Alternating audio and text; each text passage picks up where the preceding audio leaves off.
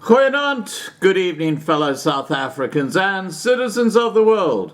And I received a lengthy email from Philippe, which is about the loss of police arms, guns and bullets, and what's actually going on with the South African Police Service. And Philippe and I actually had a little Skype conversation a few hours ago. And this is the email that came out of this discussion. It's very, very interesting, and I'll tell you why.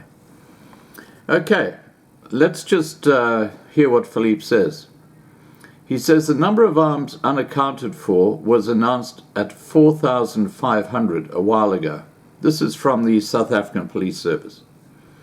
Then a further 500 were declared missing. The last lot was a few months ago. That makes assorted police weapons missing about 5,000. These 5,000 missing weapons are police weapons, as I understand it. Add, armed forces weapons gone missing. I have not seen a number for those that the Army has admitted to. Suffice to say they've admitted to fully automatic weapons gone missing from soldiers patrolling the gang-ridden areas in the Cape. The 10 million missing firearm rounds is the last declared number I know of. I have not read anything reporting internal investigations, disciplinary action, criminal prosecutions, let alone recoveries of this ammunition. This is curious, assuming that these rounds may well be used against the police. If these rounds were ordered, paid for and never delivered, it would explain why not a single round has been recovered. Not one round in 10 million. Of course, if these rounds were rerouted for delivery to any other destination, one would not recover any either, particularly if they went across the borders. There is a regulation that cops must qualify on each type of weapon that they use once a year, or lose the right to carry it until they qualify. That is why they were ordered to hand them in, or are prohibited from drawing one from the armory in each station. What I don't understand is that a few months ago this was reported, and not only the lack of ammo to qualify with it. Many cops have no rounds that they were issued with left, or only very few. Good luck going on patrol with half-empty magazines when the crooks have access to 10 million rounds. When one goes on duty, all equipment, firearms and ammunition are documented in the police officer's pocketbook, which is inspected and signed off by the charge office sergeant or the sergeants in charge of the parade. So should the firearm and equipment. When one is issued a sidearm, a box of 20 rounds is issued with it and signed for. The charge office sergeant signs for all weapons and ammunition in the station's armory and is responsible for the lot until he hands over it to the next charge office commander. Be in no doubt that the lot is counted very carefully. It further is entered into the South African Police Service's 15 register with the officer's details. When he signs on duty, this stays with the station. End of duty, inspection again, and any rounds fired and the circumstances must be entered into the pocketbook. Should rounds be fired, a report must be filed, entries made in the occurrence book, and a commissioned officer should have attended at the scene where rounds were fired. He also files a report. There is a further log where the radio call is made of shots fired, circumstances, call to send the duty officer by the radio dispatchers. If no rounds were fired, this is also entered into the pocketbook at the end of the shift. Rounds should be inspected by the sergeant signing the pocketbook as inspected at the end of the shift. Now, it's very interesting because I've just put up a video about how the Johannesburg Metro Police, after training, there's complete chaos. They don't know what they're doing, so they're going to retrain them again. And one of the big issues that was raised was that after they had actually been trained in a certain area, There was no written assessment of their understanding of that particular thing. You wonder within the South African police services if any of the proper procedures that Philippe refers to here are being followed. I doubt it very, very much. Anyway, let's continue.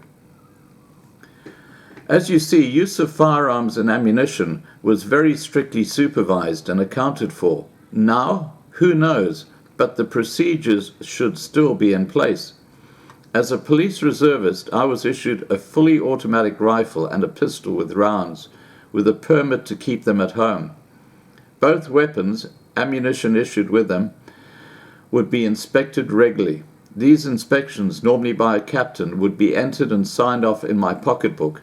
Ammunition left had to match the shooting incidents, if any reported. If not, there would be hell to pay, and rightly so, and a departmental inquiry would follow. I have never heard of weapons or ammo to the tune of hundreds gone missing before 1994, never mind 10 million, not at my stations. These procedures make any legitimate undetected loss totally improbable. Unless policing, South African style is now an incompetent free-for-all and possibly at times a criminal enterprise. This brings me to something else worth following up on. Contrary to the many comments that I live overseas and have no idea about South Africa and the dangers that govern day-to-day living, I have rather extensive experience. I served with the Durban Flying Squad, which could be rather risky business.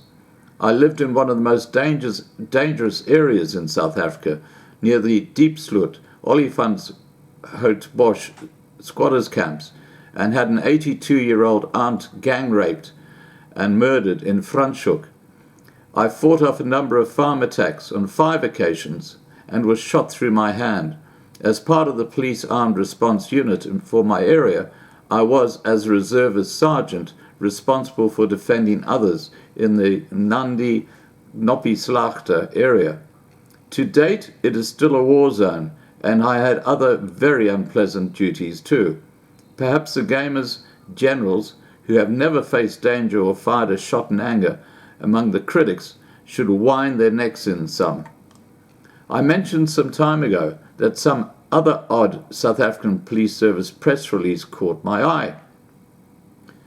South African Police Service press release on January the 28th, 2019. South Africa Today. Weekend operations from the 24th of January 2019 until the 27th of January 2019, Western Cape clusters. 3,400 suspects arrested in 3 days. They were arrested for assaults, rape, possession of stolen property, murder, illegal possession of firearms and ammunition, attempted murder, and drugs. These are very serious charges.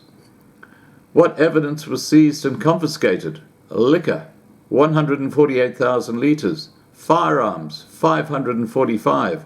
Ammunition, 9,787 rounds. Dagga, 3 tons or 3,000 kilograms. Cocaine, 6.62 kilograms. Heroin, 3.42 kilograms. Mandrax, 70,401 tablets. Crystal meth, 120 kilograms. That's a huge amount of drugs. Philippe goes on to say, I served in the 1980s at John Vorster Square, Johannesburg, in the South African Narcotics Bureau, or SANAP, as a reservist, and have some experience with these busts. A suspect is arrested. An occurrence book entry is made by the charge officer sergeant. The arrest entry is signed in the OB by the arresting officer. A crime registry number is generated for the docket. No police bail is granted for the above offences. The arrested suspect is booked into the cells. There is a separate register. The suspect is fingerprinted and documented. His possessions and cash money are booked into a separate register. All seized evidence is logged in detail in the South African Police Service 13 register and secured. Drugs are weighed and put in sealed bags with a criminal register number on it. Guns, bullets are all booked in per suspect arrested. These are where possible counted and sealed in bags with the CR number of the case and put in secure storage. Guns and drugs may be seen to appropriate forensics labs for further testing and identification. The composition and purity of drugs is assayed, and each seized firearm is ballistically checked to see if it can be connected to any other crimes. What they do is they check the barrel of the gun off, they shoot a couple of bullets out of it, and from the actual scarring on the bullet, they compare it to other bullets which have been involved in crimes. At all times in the chain of custody, meticulously documented to avoid later charges by the defense of possible evidence tampering. Booze is checked into cages and listed and counted. If there is an admission of guilt offered and paid, the liquor will then be destroyed, all of it. If the matter goes to trial, it will be kept secure as evidence until the matter has been disposed of. Then all of it will be destroyed, literally poured down a drain under supervision of an officer. With nearly 3,500 suspects arrested, the cells of the few cluster stations would be bursting. All these prisoners must be brought before a magistrate within 2 court days of the arrest. If not, they must not be held in the cells after 2 court days have passed. They are sent home, then good luck finding them afterwards.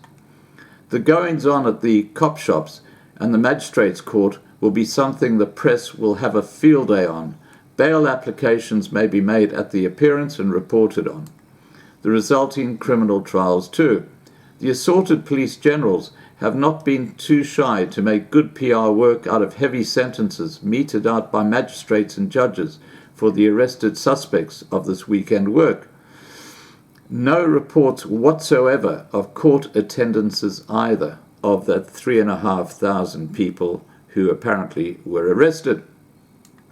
Not a word of it in any press media, not even the mainstream media, particularly nothing in the mainstream media, and they are the game guys, giving the ANC regime a leg up whenever possible.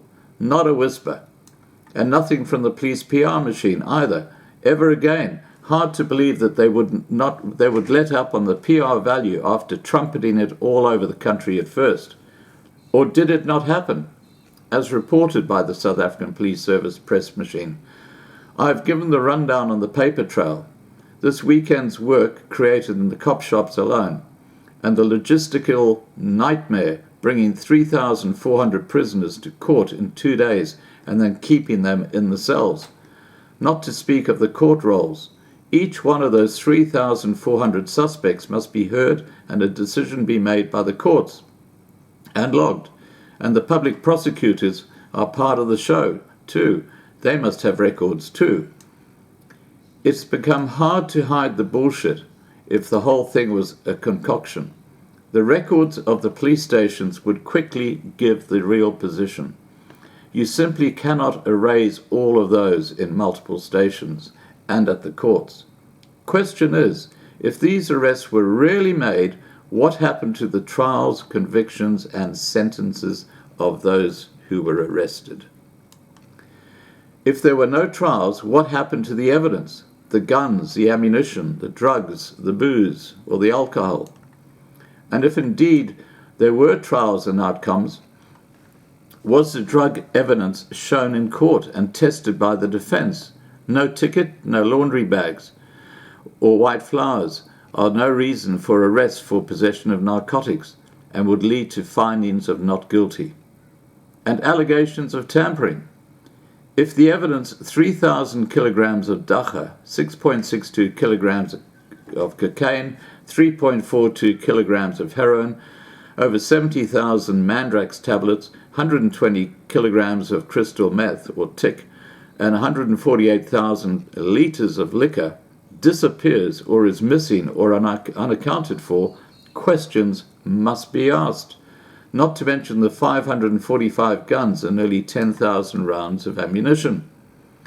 If all of this went back into the community, heads must roll, top heads all the way down. A good indicator, if there were all these arrests, would be the number of cases withdrawn. Between the courts and the police stations, the paper trail would make short work of any honest inquiry, preferably by the Freedom Front Plus guys and perhaps the DA if they have the stomach for it.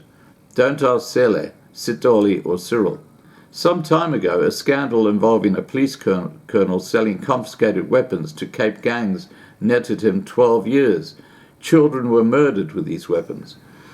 Are our farmers shot with any of these 545 seized weapons that they declared? I think it's worth a look, and I agree. You know, the whole point that Philippe is making is that the South African Police Service came out with this press release saying they'd arrested nearly 3,500 people, rounded up all this stuff, and then it's just all gone underground. And with the police processes, there's a way to check to see what actually happened, to see if they really did arrest 3,500 people, or whether this was just BS. Alright guys, please remember to subscribe to be kept informed. Ring the bell for the update. Please like this video, please share this video, and above all, please stay safe.